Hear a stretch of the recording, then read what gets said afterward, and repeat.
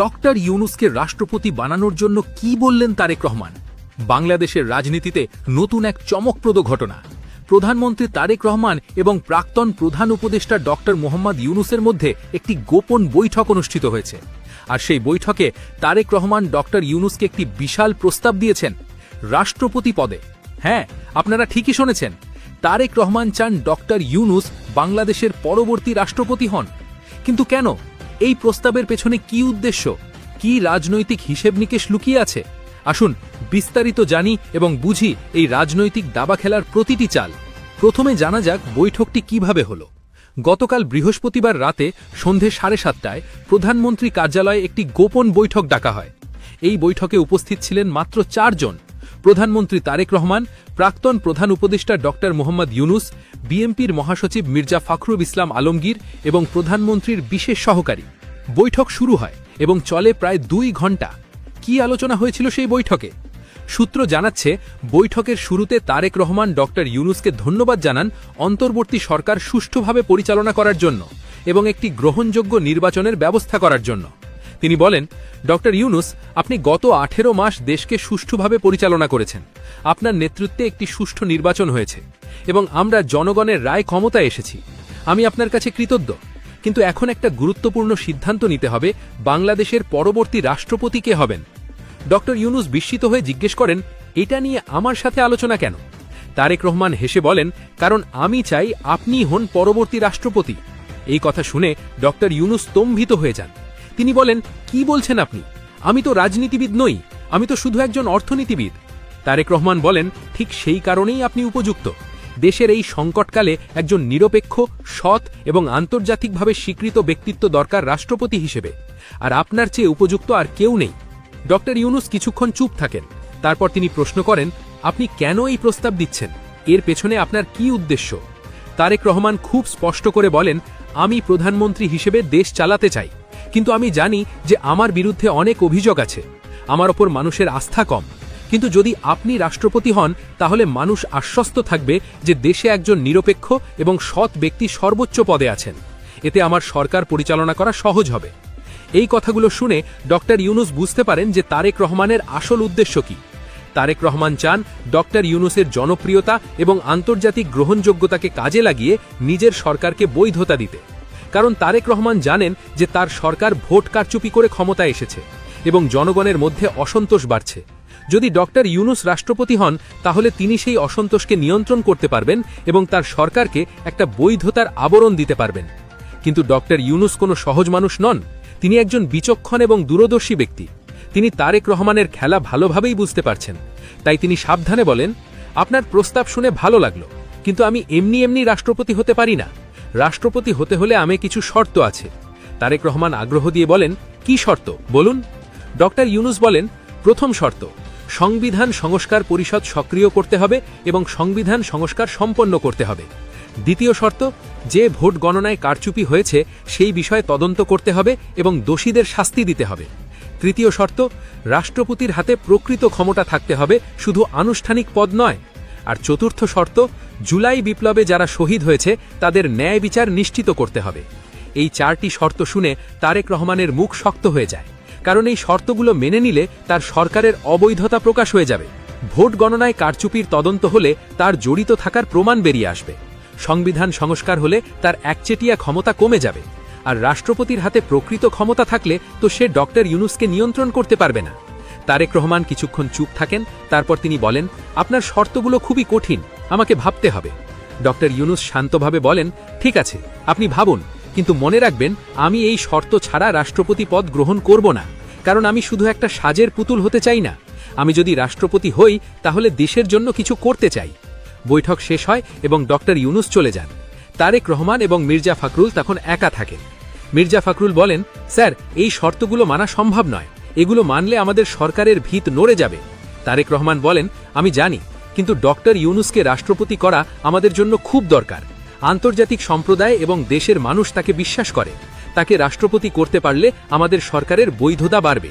মির্জা ফখরুল বলেন, তাহলে কি করবেন? তার শর্তগুলো মানবেন? তারেক রহমান হাসেন এবং বলেন, মানার ভান করব। তাকে রাষ্ট্রপতি বানাবো এবং বলবো যে তার সব শর্ত মেনে নেব, কিন্তু আসলে কিছুই করব না। রাষ্ট্রপতি পদ শুধু একটা আনুষ্ঠানিক পদ, তার কোনো প্রকৃত ক্ষমতা থাকবে না। আর ভোট গণনায় কারচুপির তদন্ত করার কথা বলবো, কিন্তু সেই তদন্ত কখনো শেষ হবে না। সংবিধান সংস্কার শুরু করব, কিন্তু সেটাও টেনে লম্বা করব। এভাবে ডক্টর ইউনূসকে ব্যবহার করে আমার সরকারকে বৈধতা দেব, কিন্তু তাকে কোনো প্রকৃত ক্ষমতা দেব না। এই কথোপকথন কিভাবে বাইরে বেরিয়ে এসেছে? সূত্র জানাচ্ছে, প্রধানমন্ত্রী কার্যালয়ের একজন কর্মচারী, যিনি সেই সময় কাছাকাছি ছিলেন, তিনি এই কথোপকথন শুনেছেন এবং গোপনে রেকর্ড করেছেন। পরে তিনি সেই রেকর্ডিং একটি সাংবাদিকের কাছে পাঠিয়েছেন। এখন সেই রেকর্ডিং সোশ্যাল মিডিয়ায় ভাইরাল হচ্ছে এবং পুরো দেশ জেনে গেছে তারেক রহমানের আসল উদ্দেশ্য কী। এই ঘটনা প্রকাশ হওয়ার পর পুরো রাজনৈতিক মহলে তোলপাড় শুরু হয়ে গেছে।